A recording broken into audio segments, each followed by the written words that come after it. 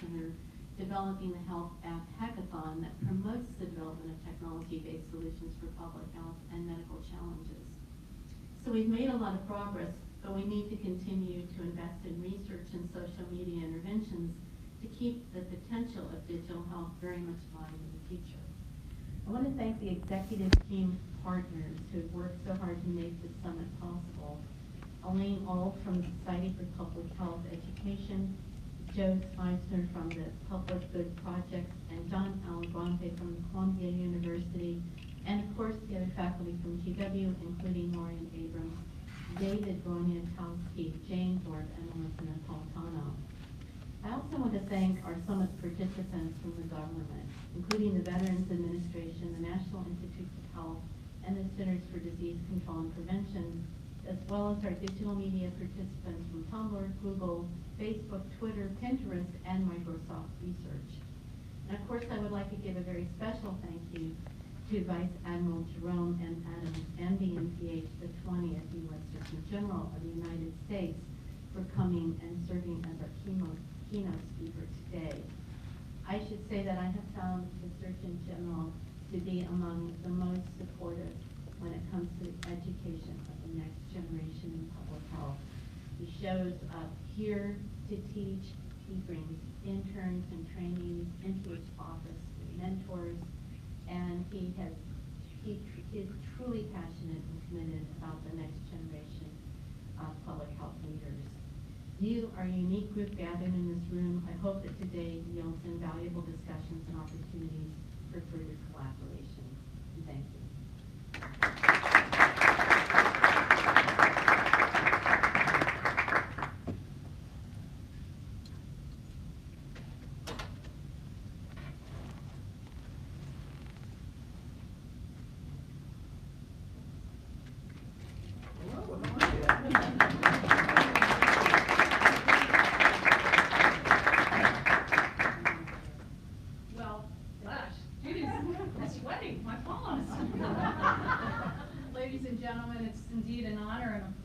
To introduce to you the keynote speaker for the second Digital Health Promotion Executive Leadership Summit, someone who is no stranger to embracing digital technology in his communications, the Honorable Jerome M. Adams, the 20th Surgeon General of the United States.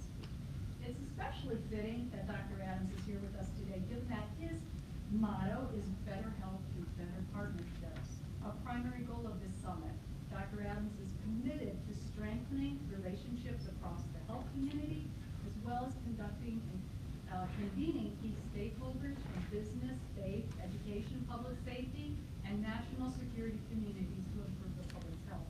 In addition to serving as Vice Admiral of the U.S. Commission Corps, comprising some 6,500 uniformed health officers in nearly 800 locations around the world, Dr. Adams spends his days, nights, and I bet even his weekends, in combating the nation's foremost public health problems.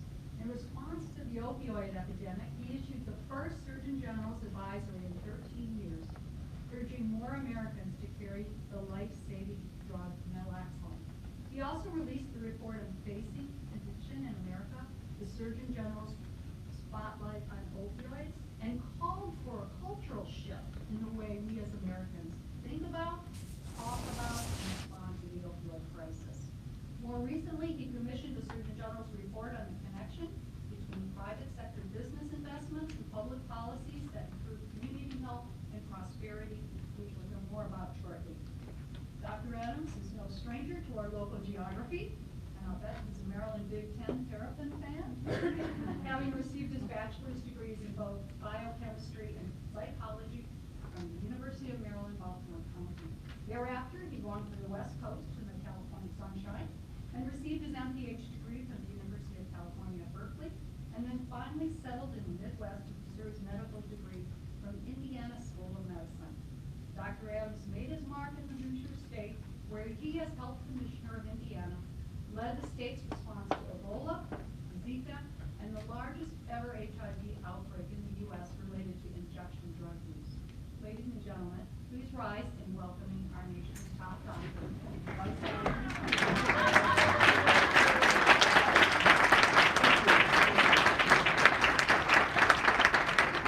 gosh, please, thank you so much. It is wonderful to be here today. I appreciate being invited to speak at the Digital Health Promotion Leadership Executive Summit, and I'm honored to be here at GW. I think I'm making a habit out of this. I've been here, this is the third or maybe even fourth time I've been here since I've been SG, and every time I'm just honored to be invited. And we have such a wonderful conversation, and I'm looking forward to continued conversation today. This is a really important topic, and Dean Goldman and I were talking about this earlier. You know, I usually say some things to get people thinking, and they're at times provocative. And one of the things that I say to folks when I'm out talking is that the what of public health is actually pretty easy. Eat right, move more, don't smoke, get your sleep. Anyone not know that 10, 20, 30, 40 years ago? We know how to create a healthier world. The challenge is translating that into behaviors. That's the real challenge. And so that's why it's so critically important that you all are here today. And I brought these up not to create another Oreo moment, but because of the fact that when you look at this package of Oreos, we know exactly, or Nabisco at least knows exactly who their target audience is. They know which apps they use. They know which TV programs they're going to watch. They know exactly when my kids are going to get off the bus, and when they're going to turn on the TV, or when they're going to open up their smartphone. And they know exactly how to micro-target that message to the very person who is going to be most likely receptive to and need to receive that message. We're nowhere near that from public health, from a public health point of view. We in turn don't know how to target our message to the person who is at risk for obesity, and know when and where it's going to be an opportune time to deliver our message to them. And we need to quite frankly engage more with the marketing folks, with the advertising folks, with the social media folks out there, so that we can figure out how to deliver our health promoting message to the right people at the right place at the right time. Now, I want to back up a little bit, because when I'm in audiences, I've found that even in health audiences, I have to help folks understand what the Surgeon General is. I'm not the Attorney General. I don't want the questions that guy is having to answer right now. Though, interestingly enough, I get introduced as a policy Attorney General more often in health audiences than in any other audience. I don't know why that is, but not the Attorney General, don't want his job. I'm happy to be the Surgeon General. I'm also not an airline pilot,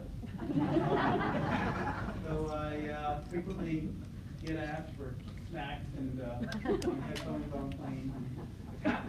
This is a true story. It happens so much that I now just, I know where they are on the plane, and I actually just get them for folks. Because it's easier than trying to explain to them that I'm not the Attorney General, and I am the Surgeon General, and helping them understand what the Surgeon General is. And then finally, I'm neither a surgeon nor a general. I'm actually an anesthesiologist, and I still practice about a day a month at Walter Reed. And I'm a Vice Admiral. And I'm a Vice Admiral because there are 7 uniformed services. There's the Army, the Navy, the Air Force, and the Marines, which most people know. The Coast Guard is the Jeopardy add-on question that most people get. But then there's National Oceanic and Atmospheric Administration and the United States Public Health Service. And the Surgeon General serves as the operational head of the Public Health Service. We are America's health army, 8,000 elite officers whose mission is to protect, promote, and advance the health and safety of our nation. We respond to wildfires, hurricanes, to earthquakes, to volcanic eruptions. I was in Puerto Rico as part of the hurricane response just a few years ago. And really, really proud to wear this uniform and be part of the Public Health Service. Interestingly enough, the Public Health Service was started by President John Adams. So we're actually older than the Air Force, believe it or not. We inspected ships when they came into Ellis Island for, guess what? Evil. And I never thought that in 2019, as Surgeon General, I would be dealing with an issue that my predecessors dealt with over 100 years ago. country in the year 2000, and that now, if you didn't know, we set a record for it once again. We went over the highest number of cases of measles that this country has had in a year in the past 20 years. And we'll soon go over 1,000 cases of measles in this country. And it underscores the importance of your roles and of my role as Surgeon General. The role that most people are familiar with is communicating the science around health to the American people. Being America's health advocate, health cheerleader, health educator. And in that role, I'm focused on promoting health, preventing disease, and I always say leading with the science because I believe the science needs to be part of every single thing that we do. But the reality is, when we're trying to engage folks, we often have to back our way into the science. And I think that in many cases, our message falls flat because we stand behind these podiums and we wave our papers at people and say, you need to do this because the science says so. And far too often, that's not very successful. The key word in public policy is public. And you've got to figure out what engages the public, what gets them excited to change their behaviors. And again, we don't do such a good job of that. The other interesting thing about leading with the science, and I often say this in front of health-related medical crowds, is that you don't even prioritize the science on a daily basis. And folks raise their eyebrows. I see a few eyebrows raised in the crowd when I said that. So I'll ask you this. In the last week, raise your hand if, for the sake of your job, you eaten unhealthy or skipped a meal, or you skipped a workout, or you not gotten enough sleep. All of us, on a consistent basis, fail to prioritize the things that we know are health promoting, and we do it for the sake of other priorities in our life. Then we turn around and say, well, why doesn't everyone else just do what I tell them to do? Because I wave this paper in front of them. And so a lot of what I'm trying to do as Surgeon General is figure out how we can be better health communicators, health advocates. And during my tenure, there are three main areas that are central to my efforts. Number one is addressing substance misuse. And you all will know that last year I issued the first Surgeon General's advisory in 13 years, helping folks understand what naloxone is, an opioid overdose reversal agent, and encouraging more folks to carry it. And I'm proud to say that after putting out that advisory, we were able to increase prescribing of naloxone nationwide over 450%.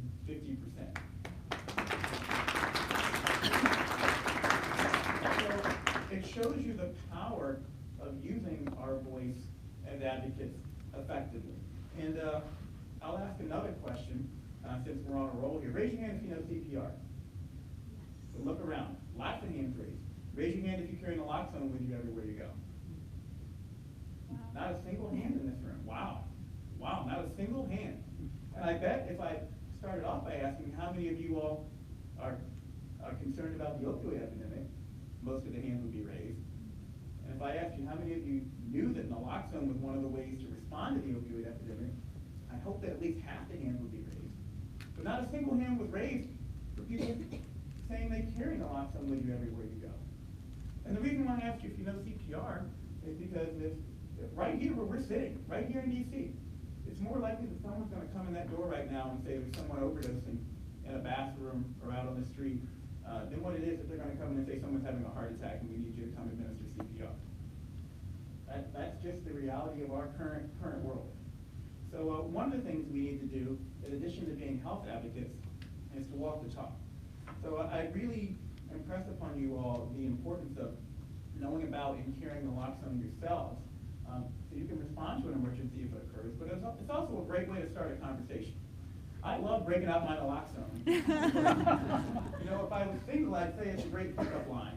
But you know, I'm married, and so I can't say that, and don't tell my wife I said that. But you know, it's a great way to start a conversation about the opioid epidemic. Really easy to use. There's two different versions. The injectable version literally talks you through it. And then the intranasal version is like Flonase. You just put it in the nostril and you push. That is how easy it is to save a life. The other thing I did, from a health advocacy point of view, remember this guy called C. Everett Koop? Yeah. Big, white, fluffy beard. I'm a little bit upset about that. They told me I couldn't wear a beard. They made me shave my beard. My 9-year-old daughter had never seen me without facial hair until I became Surgeon General. And she said, Daddy, I don't like that. But anyway, C. Everett Koop was dealing with an epidemic 30 years ago, an epidemic of HIV and AIDS. And many of the same challenges we face today, stigma, ignorance, fear, was plaguing our country. And he sent out a pamphlet to everyone in America called Understanding AIDS.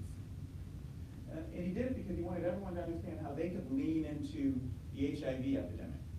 And I wanted to do the same thing for the opioid epidemic, but my kids told me, Dad, no one reads regular mail anymore. They do it all digitally, which is why we're here today. So I put out a digital postcard helping folks understand the steps that they could take to respond to the opioid epidemic. And I think that's another one of the things that we need to think about as we're figuring out how to engage on digital media. How do we take our messages and put them in a way that shows everyone how they can lead into a particular problem, how they can engage. So I ask you to go to surgeongeneral.gov and to tweet, to share on Facebook or Instagram my digital postcard, because the only way we're going to get it out to everyone out there is not through the traditional mailboxes and snail mails, but through your collective social media influences. Really, really proud of that and need your help to lean into that. Beyond the opioid epidemic, we're also talking about improving the health of communities by making the connection between investments in health and resulting economic prosperity, and raising awareness of the link between our nation's health and its safety and national security. Now why? Why is the Surgeon General talking about money and in the military? Well, again, we know what to do. We're just really horrible at getting people to do it. And if you look at Gallup polls, the top 2 issues people vote on, Democrat or Republican, black or white, rural or urban, consistently are number 1, jobs and the economy, and number 2, safety and security. So, and you know what they don't vote on? They don't vote on health. I wish they did, but they don't, and they really never have voted on health. And so, if we want people to really engage, we've got to show them how creating healthier communities leads to more money in their pockets, leads to more economic security and stability for them, leads to a safer country. It's why I'm working on a community health and economic prosperity report and working with business leaders and business schools and helping crosswalk the data between communities that have invested in complete streets and clean air laws and the things that we know create a healthier society and job growth. And what's interesting is you just go down the street from here. Well, anyone heard of this small company? It's a small startup. It's called Amazon. Anyone heard of them? Well, in the last year, there's been a big discussion about where they're going to put their second headquarters. Lots of money, lots of job opportunities for whichever community landed in. Who landed Amazon's second headquarters? Crystal City, Virginia. And if you look at U.S. News and World Report's 500 top healthiest cities, 4 of the top 20 surround Crystal City, Virginia. That is not a coincidence. Businesses tend to relocate to communities that have invested in health. Now, here's the other interesting thing. I actually have talked to a lot of business leaders and asked them very specifically, did you choose to relocate to a particular area because of their health statistics? And they consistently say no. They chose to relocate to these areas because of workforce. And a healthier community is more attractive to people who are getting ready to raise a family or start a family, more attractive to people who are more highly educated. That's where the workforce tends to go to and tends to stay.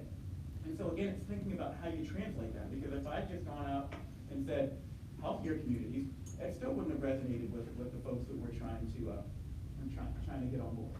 But by helping them understand that workforce is correlated with healthier communities, we can make a bigger impact. And on the military front, a tweetable statistic for you.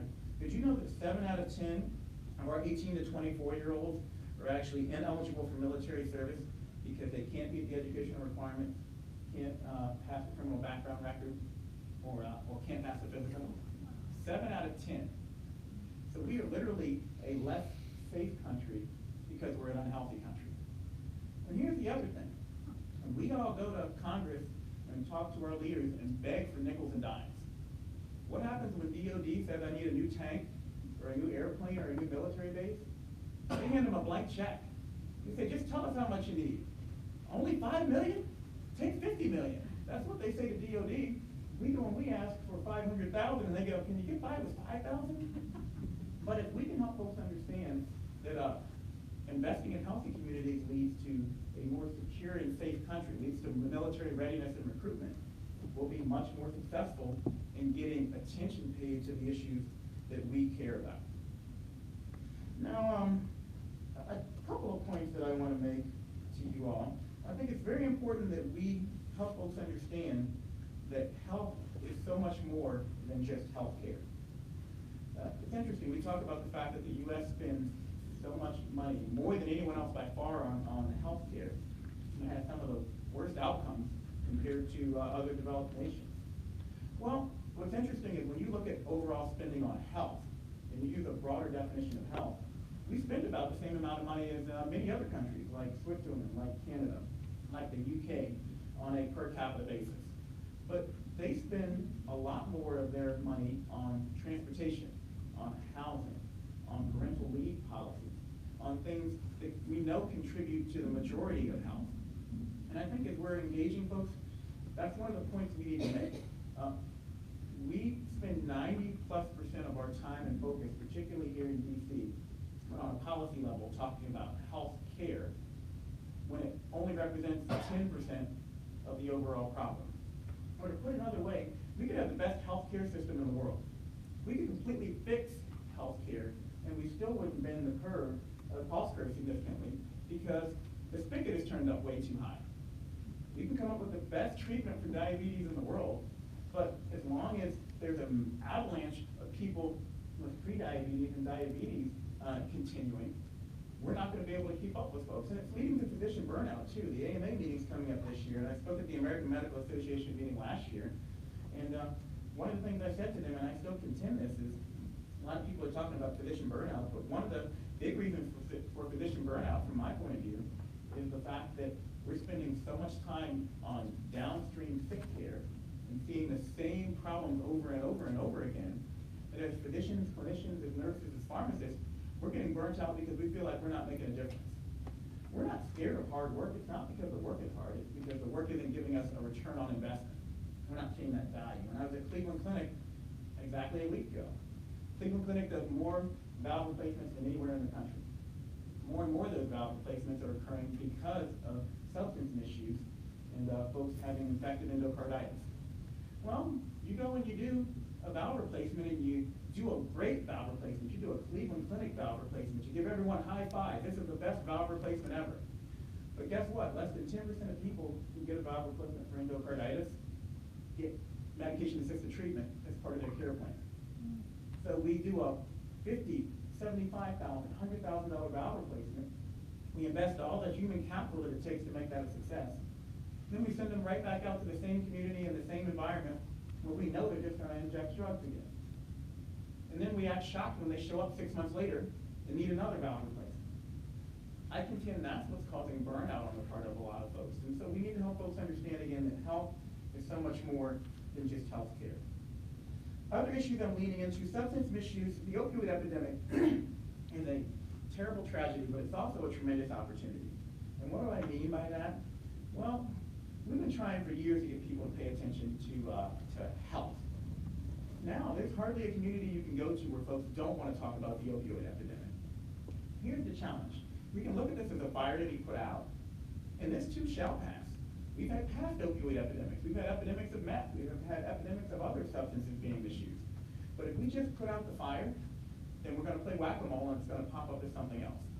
But if we use the opioid epidemic as an opportunity to shine a light on the broader umbrella of substance misuse, and even upstream from that, the mental health issues that lead people to self-medicate and to misuse substances.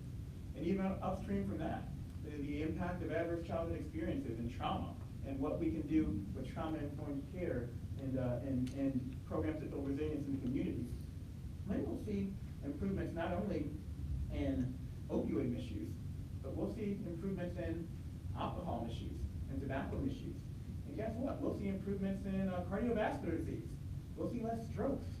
We'll see less cancers out there, because all those things are correlated to the ultimate problem, the upstream problem of a lack of health and wellness in our communities. But I'm leaning into other substances and helping folks understand that it's not just opioid misuse, it's also tobacco misuse and alcohol misuse. And I'm really concerned about the increase in vaping. We've seen 78% increase in vaping in our youth. I put out the second Surgeon General's advisory in 13 years last fall, helping folks understand that we've seen use of tobacco products go down over the last decade, starting to go back up because of the vaping phenomenon out there. Critically important from a digital point of view. You know, whatever health problem you're talking about, I'd say 90+% of them, if you trace it back, the problem started when the folks were young. And I asked Grace, where are you? Grace is an intern in my office, and these are Grace's words. Social media is the main way you reach young people nowadays. So if we want to get back to the root of the problem, we've got to more effectively utilize social and digital media to reach folks. And nowhere is this more evident than in vaping. Just as I held up this pack of Oreos, and you all better not tweet this out and get me in trouble for holding up Oreos. The folks who manufacture e-cigarette products, they micro-target these ads to your kids. All of my kids, 14, 13, and 9-year-olds, know what Juul is. Why? Because when they're on their ads playing their games, there are little pop-ups for Juul in there. You know what's not popping up in their ads? Any health information telling them about the dangers of these products. So again, it's a great example of where we can lean into digital media and leverage our digital media partners to deliver a timely message to folks to counteract some of the misinformation they're getting out there. Now, I want to close with a couple of calls to action because I want to save some time for questions. I was at Viacom last week. I've worked with iHeartMedia again because I really feel like we need to learn from them. There shouldn't be a school of public health that isn't partnering in some way, shape, or form with a school of advertising or our advertising folks out there because they know how to get to our folks. But my motto is better health through better partnerships. And I think that's ultimately what we need to do to achieve health in our country. When you think about the media point of view, a couple of points I made to both Viacom and iHeart that I would leave you with. Well, a couple of things we want to accomplish when we're engaging with our digital media partners. We can use digital media and their platforms, number one, to raise awareness of certain issues. So, for instance, over half of the public thinks, the majority of the public thinks that substance misuse is a problem. But less than half think it's a problem in their neighborhoods, think it's a problem for their families. We need to raise awareness about how pervasive the problem of substance misuse is, about how pervasive the problems of vaping are. And so we need to think about, are there key things that we can use our digital media platforms to raise awareness on where there is a knowledge deficit? Vaccination is another place where we can use it to raise awareness of the problem and the fact that 93% of people out there actually do the right thing and get vaccinated, or get their kids vaccinated. I think that's an important point. But you need about 95% of people vaccinated to achieve herd immunity or community immunity. So how can you use your partners to raise awareness of issues where there is a knowledge gap? Number two, how can you use your partners and your platforms to destigmatize health-promoting behaviors and, quite frankly, to stigmatize health-hurting behaviors? How do we stigmatize vaping? How do we destigmatize the carrying of naloxone? And so really thinking about how we can use these platforms to address stigma, again, when it's hurting us and when it's helping us. And then number three, to issue calls to action. And my digital postcard is a great example of that. How can we push out calls to action for folks where there are specific measures that we want specific populations to take to help improve overall health? Other things for our digital media partners out there to think about, advertising. And I know this is all about, I know a lot of how you remain solvent is by making money, but I would contend you have a social responsibility to look at who you're lifting up on your platforms. And we need to hold people responsible. You know, by golly, if I'm gonna let my kid download your app onto their phone, then I feel you shouldn't be letting your platform be used to push dangerous products onto my kids. And we need to engage with our partners better to really call them out when they're saying, no, that's not me. That's just the advertisers. We don't control what they advertise. Well, they're doing it through your vehicle. So advertising is something that I hope you will talk about later today. And then also, what messages are you lifting up and promoting versus what messages are you suppressing? And so vaccines is, again, a great example of this. You do a Google search for vaccinations, and you'll get 10 hits of misinformation before you get to the CDC website.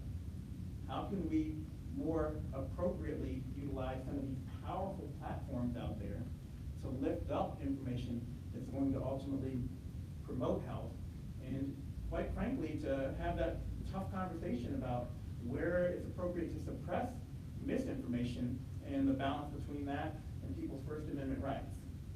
And you do have a First Amendment right to speak, but I don't think you have a First Amendment right to purposefully or knowingly spread harmful information to the public out there.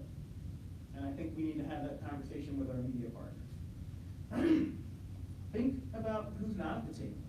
What can you do to bring more people into this conversation? And again, our partners know how to micro-target. So I'm going to finish with a story that led to my motto of better health through better partnerships. When I was in Indiana, I was at the helm when we had the largest HIV outbreak related to injection drug use in the history of the United States. And I've gone all over the world and people have asked me how we addressed that outbreak. Who did you work with? Who did you partner with? And they expect me to say the CDC, and they expect me to say Indiana University School of Medicine, and they were critically important partners. But the reality is I knew what we needed to do from a medical point of view. I'm an MPH. I'm a practicing physician. I knew what we needed to do. It really was, again, about that behavior change. And so what folks are often shocked to hear is the people who I reached out to first and who were really important for pushing my syringe service program over the finish line were the local pastor, the local sheriff, the local chamber of commerce, because they're the people who ultimately help drive behaviors in many of these communities.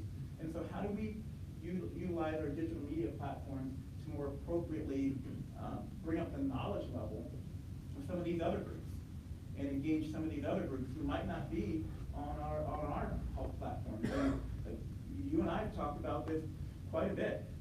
We have our own platforms that we're often talking in an echo chamber. You know, it's great that I published something in New England Journal of Medicine. Is my local pastor reading New England Journal of Medicine? Is the head of the local chamber of commerce reading New England Journal of Medicine? Is the local sheriff reading the New England Journal of Medicine? We need to figure out how we can get into those venues and those digital spaces where we can reach the audience who we most need to help us get these critical health promoting initiatives across the finish line. Effective communication, including electronic communication, plays a pivotal role in public health by enhancing awareness and spurring actions. I'd say it does play, it doesn't play nearly enough. It plays much more of a role in suppressing health. But today's being the start of an important conversation about how we can flip that around, how we can more effectively use digital media to promote health messages. And as the nation's doctor, I just want you to know that I stand ready to work with each and every one of you. I really appreciate your efforts out there to become better health advocates. And I hope that you share the messages from today via your social media channels so that, again, we aren't just talking to each other, but we're helping everyone else out there understand. But final thing I'll do, because I love to do this too, how many of you all have a social media account somewhere of some type? So everyone in here. So I have 500,000 Twitter followers. And most people think that that's pretty cool. But one of those little math games, you know how you fold the paper and how many times you fold the paper and it reaches to the moon? If each and every one of you added up your social media connections you would by far have more social media connections than I have with my 500,000 Twitter followers, because each of you have unique networks that you reach out to. And so it's critical that you think about, even in your personal life, how you can use your social media platform to push out health-promoting messages to your audiences, because collectively, you all have more impact in this room than the Surgeon General of the United States. We really do, and I want you to remember that, and again, I want to thank you for the opportunity to address you today. Thank you.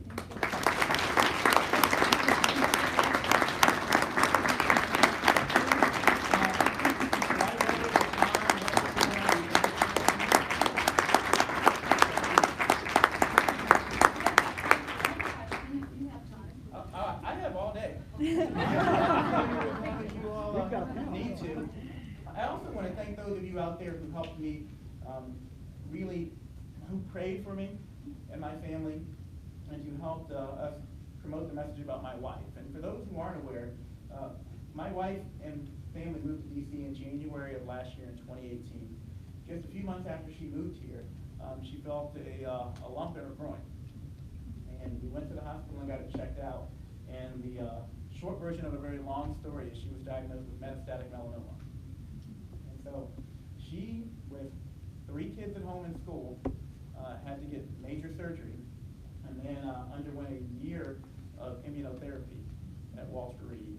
And just a few weeks ago, she finished her immunotherapy treatments and was at that point declared as cancer-free.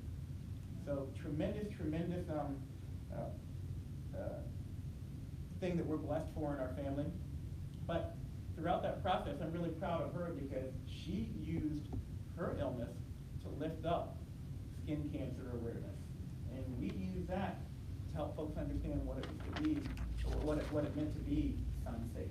And so I bring that up also, number one, to say thank you, but number two, to show you that there are many things in your life that you can utilize to promote health.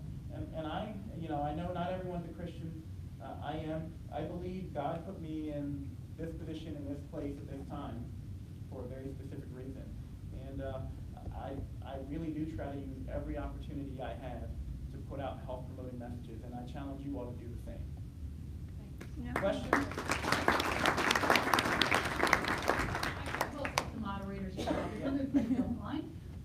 You mentioned challenges, especially today, on the measles vaccine and trying to counter the misinformation out there. Can you tell us a little bit more about what we could be doing as a public health community to support you?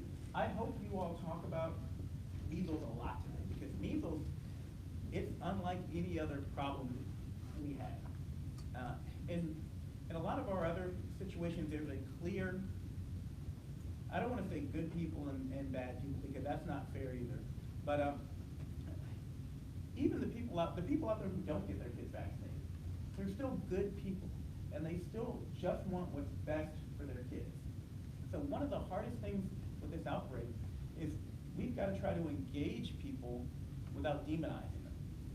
And the more we go out there and say, you're a bad person, you're an ignorant person, you're a stupid person, you're a person who's harming our society, the more we push away the very folks who we need to engage. One of the other challenges is, I'm out there putting out social media messages all the time. We're on TV talking about vaccinations. Guess what? In most cases, we're talking to the 93% who've already gotten vaccinated. Because that's who follows the Surgeon General and listens to the Surgeon General messages. The 7% of people out there who aren't getting vaccinated aren't listening to the messages that I'm typically putting out. So I think it's a real opportunity for us to really dig into how we can be better communicators, and why our health communications messages often fall short.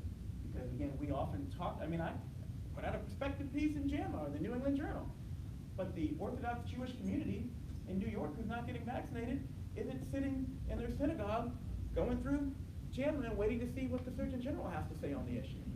And so what we're doing is really trying to partner with folks in these communities, and also understanding that each of them is unique. I went out to Washington where they had the outbreak out there. The Eastern European community, very different than the outbreak that occurred a few years ago in the Somali community in Minnesota, which is very different than the Jewish community in New York. So we have to really understand our audiences and be servant leaders.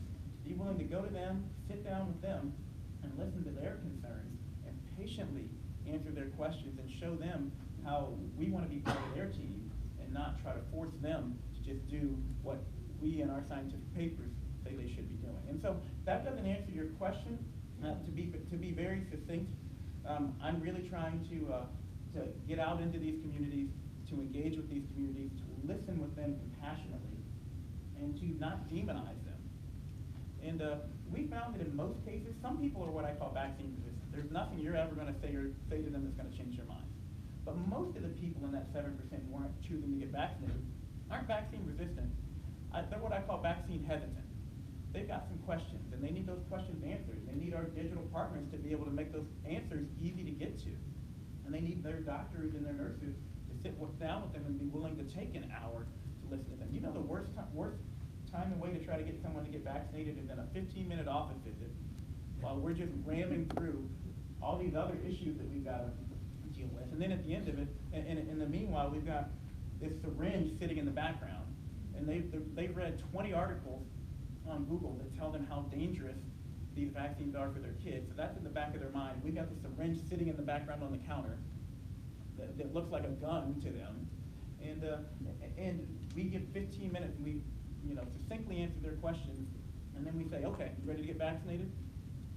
So I think we need to get out into those communities, listen to folks, and be servant leaders. And I think that's the way that we turn around the current measles outbreak. But it's also the way we become more effective health advocates in all other ways. You gonna run me off now? We have time for one more. I'd love to. I know. You can tell I'm passionate about this issue. Can I take got a hand back there? Can I take a question? I don't know if you want to. You know, I'm always open to take questions. That's what we're about. We're about engaging. So. Okay. Hi, my name is Boris. I'm a professor at the University of Maryland, College Park. Can you speak about the political stance around the country on women's issues to reproductive health? And what does the Office of the Surgeon General communicate about this issue? I said this, when was it? It was last week. I forget where I was, but I said it many times, which is why I forget where I was. The health of America is the health of America's women. I absolutely believe that. We know, guys in the room who are married, your health is 100% dependent on the health of your wife, telling you what to do and what not to do. If your house is at all like mine. The health of children in the household very much flows through the health of the mother and what the mother does and doesn't know. We know maternal mortality is going up in our country, where it's going down in every other developed nation in the world. We know we have the highest infant mortality rates in the country, and that's a direct reflection of the health of the mother. So many of our health statistics in this country are directly a result of our lack of focus on women's health. And one of the things I did as Health Commissioner of Indiana was lift up infant mortality as one of our top priorities. And one of the things that I hope to do as Surgeon General is continue to help the country understand how important it is we lean into women's health issues. Now, I know that your issue had more, your question had more than that in it. You had a question about politics. I want you to know that the Surgeon General is not the Surgeon General for Democrats or Republicans. I'm the Surgeon General for the United States. And I'm going to go out there and I'm going to promote health. But we also have to understand our audience to be effective health advocates. So I'll ask you to raise your hand again. Raise your hand if you believe in democracy. I hope all the hands are raised. So, what's interesting is I ask folks to do that. We, in many cases, say we believe in democracy, but the reality is we only believe in democracy when it delivers the results that we like. When it doesn't, all of a sudden we say, hey, we don't like this democracy thing. And I'll just be very, very frank and transparent with you. The president ran on doing certain things. And he's doing the things that he said he was going to do. So, and I sit within the executive branch. I am not elected. It is not my role to overturn the results of the election. And that's just me being as honest with you all as I can be. It's my role to go out there and try to help folks understand what factors lead to a healthier country, And then to try to help them understand that investing in a healthier community will lead to more prosperity, safety, will help them achieve their goals. And so my challenge to you all is that we need to do a better job of listening to the audience out there and trying to help them understand that, again, women's health issues are critical to the overall health of our country. And then we'll see that reflected in our national priorities moving forward. And I know that's not an answer that's pleasing for you all to hear, but one of the things I will never do as Surgeon General is stand in front of an audience and lie to you. And the truth is, from a political point of view, we need to do a better job as health advocates, helping folks understand how important women's health issues are to the health of our country, to the prosperity of our country, to the safety and security of our country, and then we'll start to see it more reflected in overall priorities that the voters and the taxpayers elect people to carry forth. Thank you very much. And I'm sorry that he has a car waiting for him. I know we would love to have you all afternoon and tomorrow, but I know that your schedule is very demanding. On behalf of our Digital Summit Planning Committee, I want to thank you so much for your leadership, for your inspiration in being here today, to give us a call to action that we need to move forward. We need to think about the broader social ecological issues that are driving many of the health issues today. And certainly we are looking to better health through better partnerships, including with your office